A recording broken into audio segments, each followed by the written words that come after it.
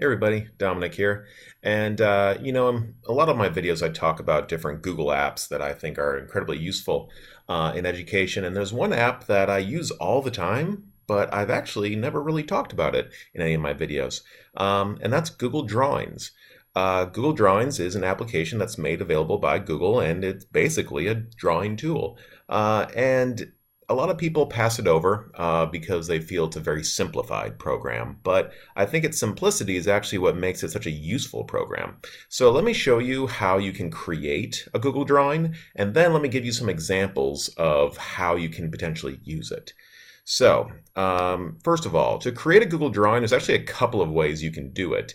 If you're in your Google Drive, if I click on New at the top and go down to More, you'll see that Drawings is an option. So I can do it that way. You can also just go to drawings.new. That will create a new one.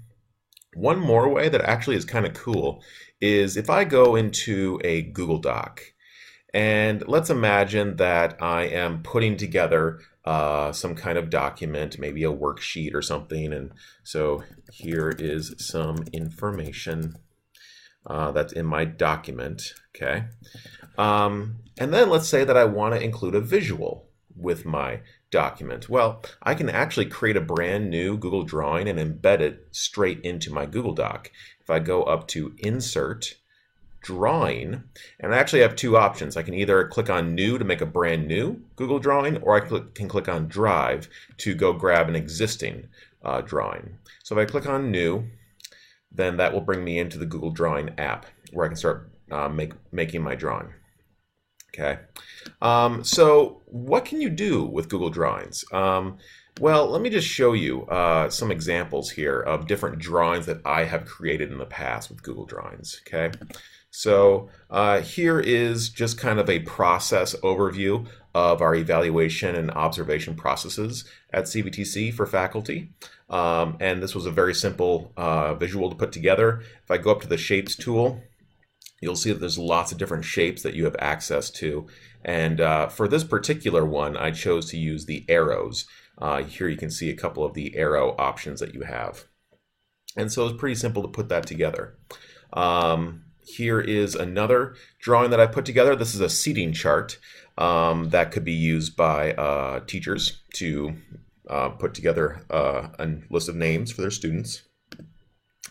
This one is kind of a overview of a couple of rooms and showing, labeling the different parts of the rooms and pulling in some images to represent different parts of it. Here is a workflow of our telepresence support at CBTC. Here's a timeline. This is the Canvas transition timeline that was created in Google Drawings. Really cool thing about this one, actually, I'll point out, is that on our website, we have this drawing displayed. What we did was we actually went up here. If I go up to File and go down to Publish to the Web, what I can do is I can embed this drawing into a website. And then if we need to update it, all we have to do is just edit the drawing here, and it updates live on the website. That's pretty cool. And one more I'll show you is actually, these are the still cards that I make for all of my CPD Spotlight videos, and they are all created within Google Drawings. Okay, so you can see a combination of, I got some shapes here for the circle, and the background is actually a shape with a little bit of a gradient. I got some text boxes here. In this case, I pulled in the Canvas logo, and I made this text box here with some glowing font to represent the learning glass. And so I won't go too deep into all the stuff you can do with Google Drawings, but one nice thing is that if you want to line things up, you'll see that these red guidelines appear. So for example, if I wanted this text box to be dead center in the middle of the image, if I just bring it over to the center, you'll see the red line appears to say, boop, right there, that's the middle. So those guidelines can be really helpful. Let me show you, and you can collaborate with other people in Google Drawings, so that's kind of cool. A lot of potential there. But let me show you one more thing that I think is kind of cool with Google Drawings. So here I am back at that Word document, and rather than create a brand new drawing, I'm just going to go and grab one from my drive. And here's what you can do. I can pull a drawing into my document, okay? And when I do that, it's going to ask me, do I want to link to the source or insert it unlinked? Now, what that means is if I link to the source, then if I update that Google drawing, I can have those updates reflect in the Google Doc.